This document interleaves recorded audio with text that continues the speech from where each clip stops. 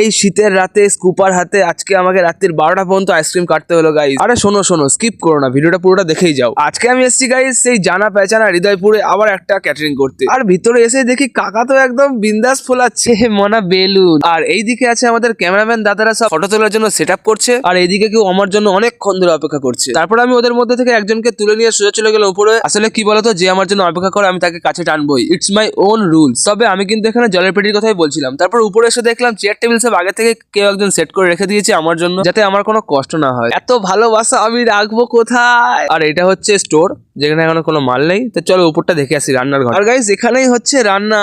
আহা কি সুন্দর গন্ধ, গরম গরম খাবার। আর এইদিকে তো আছে গাইস পাতুরি। আর এত কিছু যখন দেখলে ভিডিওটা একটু পজ করে মেনুটাও দেখে নাও আজকে। তারপর আমি গাইস আজকে ড্রেসটা পরে নিলাম, মানে ওই সাদা জামাটাই পরে নিলাম। আর বলো হ্যান্ডসাম, ড্যাসিং, স্মার্ট লাগছে? জানি লাগছে, তোমরা বলতে পারছো না লজ্জায়। তারপর গাইস আমি চলে এলাম স্ন্যাক্সে। আর এখানেই হবে আইসক্রিম স্ন্যাক্স দুটো একসাথে। আর আজকে গাইস আছে 3 রকম পকোড়া, চিংড়ি, চিকেন এন্ড পনির। আর তোমরাও একটু কমেন্ট করে জানাও দেখি কে কোন পকোড়া খেতে পছন্দ করো। তারপর গাইস আস্তে আস্তে রাত বাড়তে লাগলো আর লোকজন আসাও শুরু হয়ে গেল। আর আমরা নিজেদের মধ্যে একটু আড্ডাই আর কি মারতে মারতে আমাদের কাজটা চালু করে দিলাম। তারপর ভিতরে কেক কাটা কমপ্লিট হয়ে গেলে কেকটা আমাদের কাছে দিয়ে দিল, যাতে আমরা সবাইকে সমানভাবে সার্ভ করতে পারি। আরে এদিকটা একটু দেখো কত মন দিয়ে কাজ করছি আমি। আর তারপরেই গাইস আমার সাথে সেই খারাপ ষড়যন্ত্রটা করা হলো। আমাকে বলা হলো, রকি তুমি একটা পুরুষ, তুমি ভুলে যেও না, তুমি একটু আইসক্রিম কাটো। তারপর গাইস অনেকক্ষণ আইসক্রিম কাটার পর আমার নিজের একটু আইসক্রিম খাওয়ার ইচ্ছে ছিল, তাই আমি একটু সাইডে আইসক্রিম খেয়ে দেখা হচ্ছে পরের ভিডিওতে। Tata bye bye. Like and subscribe করতে ভুলো না।